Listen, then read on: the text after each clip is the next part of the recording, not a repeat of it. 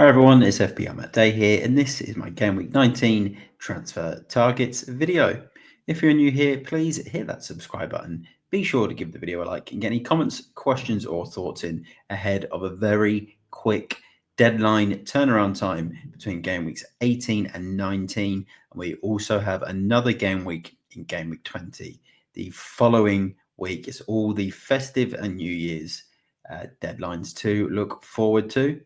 This video is going to be 5 players to target as your transfers for this game week. Some of them are a bit more well-known, others a bit more on the differential side. But a quick spoiler alert, Cole Palmer is not going to be in the 5. I think he's a player that's very highly owned. A lot of people know he's got a good fixture against Ipswich this week. So we're not going to put him in that transfer targets because I think a lot of people are quite well aware of his quality. Which is reflected in his ownership. So hopefully you've seen this part of the video. But let's go into my 5th player to target for this game week. And it's a player who's just getting point after point after point, week in, week out at the moment. It's Pickford at home to Forest. He saved a penalty against Man City. It was a 1-1 draw. He's just on an incredible run of clean sheets. And yeah, it's probably going to get to a point where I know he didn't get the clean sheet against City, but in terms of points, clean sheets before that, and I know it's probably, going to find its way to coming to an end. And a lot of people think maybe when they transfer him in for this week, then it could be like that. But there's managers like myself. I've got managers got goalkeepers like Martinez who have just been absolutely dreadful. And someone like Pickford could come in and really solidify that position. You're going to get save points even when they don't keep clean sheets, but you know that they're very strong defensively and have that capacity to keep clean sheets. At 6 points per game so far. No need to look at his heat map for a goalkeeper. And if we go down, 4.9 million, so he's still in the sort of sweet spot if you're swapping him for a £5 million keeper. And his fixtures, they don't look superb. But if you think about it, Forest, they got the 1-0 win against Spurs. Spurs just defended that one moment that little bit better. That game could have petered out into a 0-0. So there's potential for a clean sheet in this one. Bournemouth didn't score against Palace at home. There's another potential for a clean sheet in that one. Even Villa, they went scoreless at Newcastle. I know they had 10 men. Spurs didn't score at Forest, so I said that maybe there isn't great fixtures, but there's so much potential still in this for Pickford. And he's a season keeper. You get him in ready if you're not looking to wild card early as well for the second wild card. So Pickford, I think, is still a good time to get him in your team. So let's go to my 4th pick, and it's going to be Enzo Fernandez from Chelsea. Really impressed me again yesterday. He's been getting some good returns lately. He didn't get one in yesterday's game, but he come close on a couple of occasions. 5.5 points per game. He's only 5.1 million in that midfield. If you've got Bruno Fernandes, who got so frustrating this red card, then yeah, this could be a really good replacement for you. Look at his through balls there. He's putting the ball through. Jackson, Palmer, they can get themselves on the end of it. Chances created, big chances created, and expected FPL points are all very, very strong. And his heat map, not getting too much box action in there, but he's in this sort of danger zone here where he can create those big chances and thread those through balls, and he can shoot from distance as well. So, lots of potential for Enzo Fernandez. 19, he's got Ipswich away. His minutes are really strong, expected minutes of 90 minutes per game. And Chelsea's fixtures, all looking good. We know how good Chelsea's fixtures are. Although they did lose to Fulham.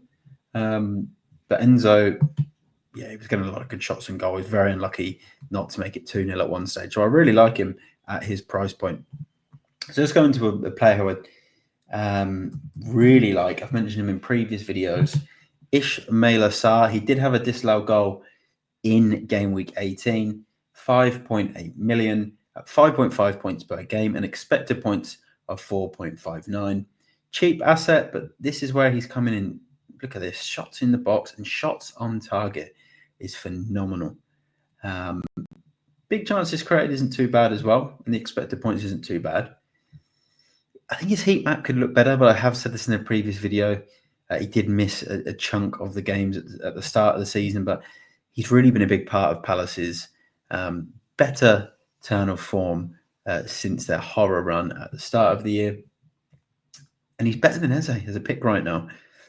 Eze could come in and he could have a really good game week in this one, and he could be the one that we look back and think that's why we all wanted him in our teams at the start of the season. But Sarr, yeah, he's just got that a little bit of form about him at the moment. And if we go down here to his next 6 for Palace, Saints at home, Chelsea at home, both games that Palace can score goals in. Leicester away, West Ham away, Brentford home, United away.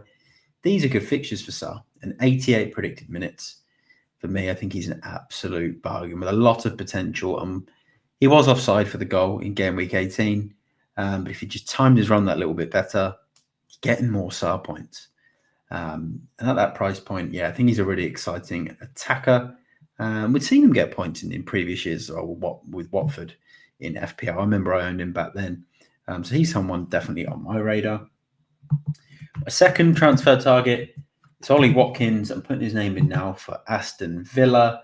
I think this could be the time to get on the Watkins bandwagon. 3 points per game so far and 3.56 expected points. Not hitting the heights that we saw of last season at £8.8 million. Right now he's dropped.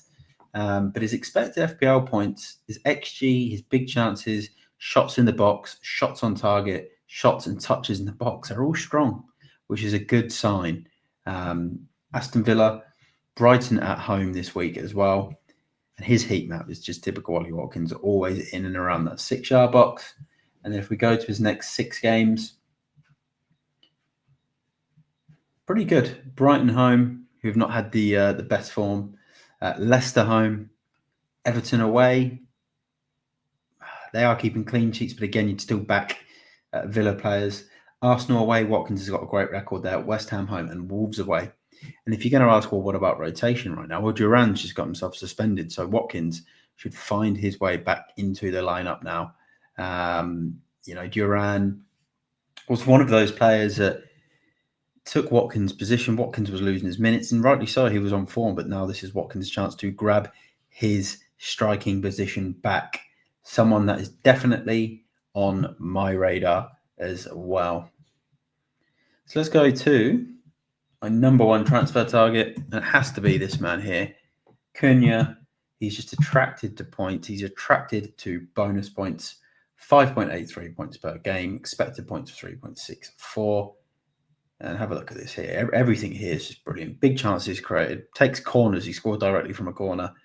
Expected FPL points. Chances created. Crosses. Through balls. Shots on target and shots in the box are all high. You're getting yourself almost a bit of a Harry Kane that we would see, where he wouldn't just get goals, but he was a playmaker as well.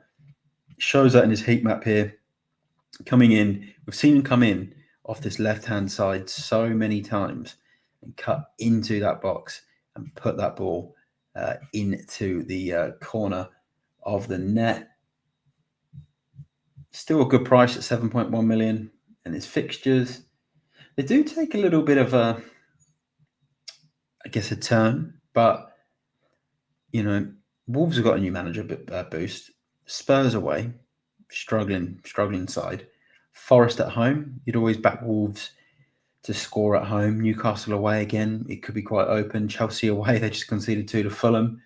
And then Arsenal and Villa at home. There's still potential there, and his expected minutes are absolutely brilliant as well, which for me makes Cunha the number 1 transfer target for game week 19. He's just getting too many points, and he's someone, again, I wish I'd got onto him weeks ago. João Pedro has been absolutely awful in my team, and at the time it's recording, it is just before Arsenal and just before Brighton play.